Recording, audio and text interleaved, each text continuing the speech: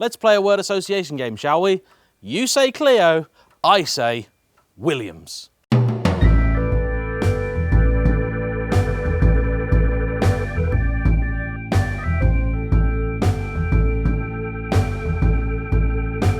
I couldn't turn down a go in a Clio Williams, could I?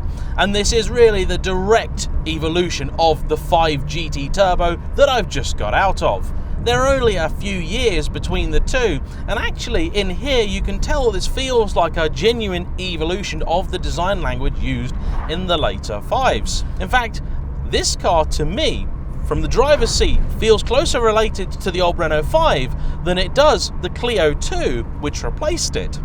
However, this Clio Williams is a very, very different beastie to the 5 GT Turbo. I know two things for certain about the Clio Williams. Number one, Williams had the square root of nothing to do with it, save from donating their badge to the project, I'm sure for a handsome sum of money. Secondly, Renault made far more than they said that they would.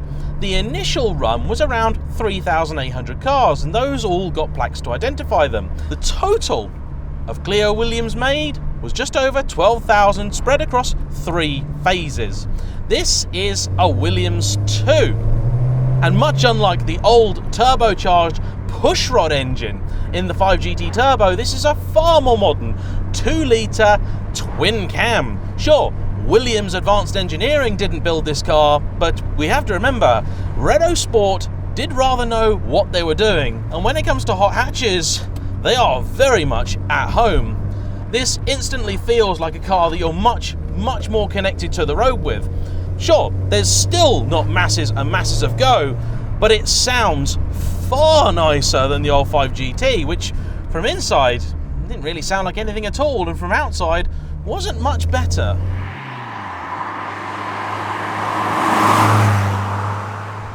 The 5-speed gearbox in here, which was uprated for the Williams, it's fairly nice, quite slick, and you've got lots of flashes of blue in this interior. The highlight of this car for me are the seats. They're absolute perfection.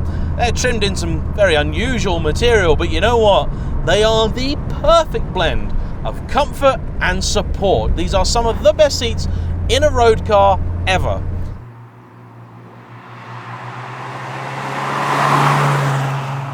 The steering, vast improvement over the 5 GT Turbo. There's a lot more feel despite the fact that it's now assisted. The Williams all came in pretty much one spec. There were differences as the model evolved, which vaguely mirrored the differences that happened with the Clio as it evolved. So the last of the Williams, the 3, got a sunroof. That's the easiest way to tell those apart, and they're also a slightly different shade of blue.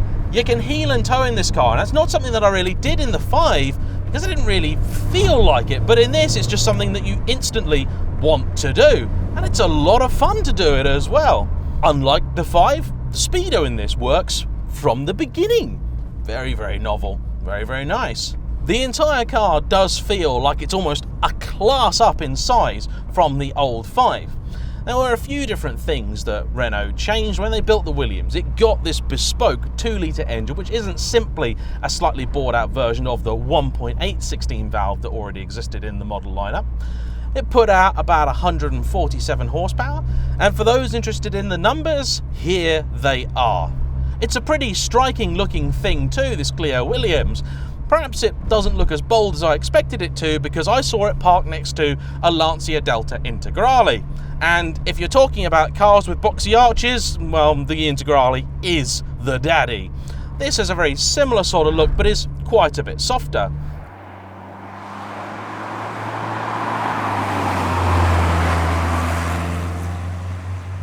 I actually think that this car has aged exceptionally well. There's something rather timeless about these dials. It also feels much better put together than the 5 GT. That was full of cheap plastics, and this is full of slightly less cheap plastics. That one rattled and creaked, and this one feels very solid. Sure, it's on 28,500 miles, which is quite a bit less than the GT was on, but it does feel genuinely box fresh. This is another car from the collection of the lovely and very generous Ben, whose sole request in exchange for playing with his toy shed was that I shout out his Instagram. So that's him, and I'll put that in the description below as well. Please do give him a like and a follow, and you can see pictures of this and his many other cars, of which I'm featuring about a dozen over the course of this month.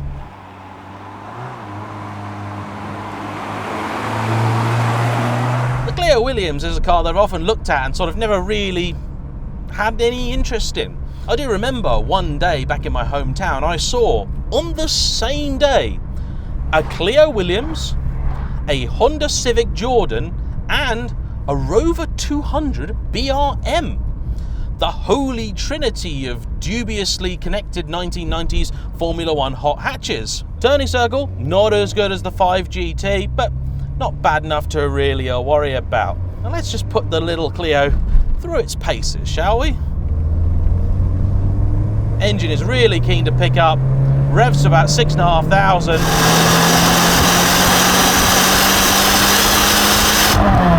And it sounds great doing it. This is proper old school twin cam power. The 5 GT felt like an alright car, you know, it was quick enough, keep up modern traffic, no problem. This one, you could actually have some serious fun in, and I intend to.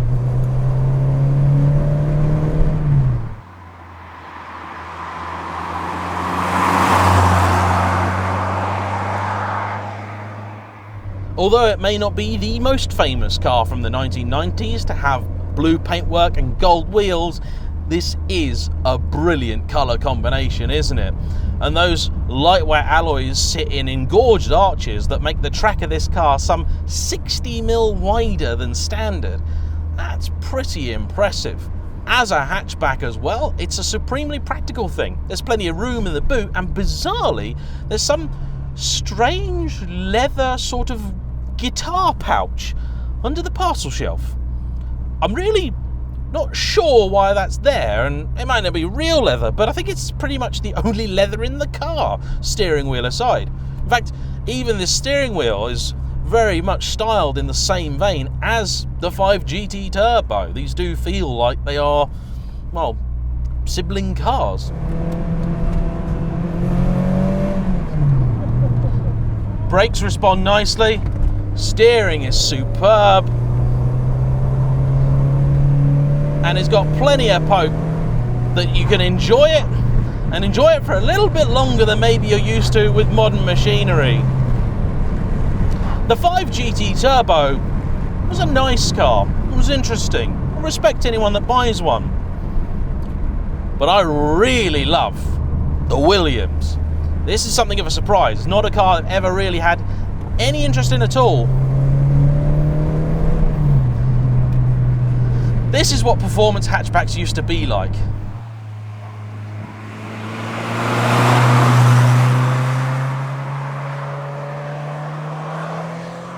Bring back the old days, I say. There's absolutely no way at all I would have more fun than this on this road in an A45, a Golf R, or anything like that. This is wonderful. So there we have it, the Clio Williams 2.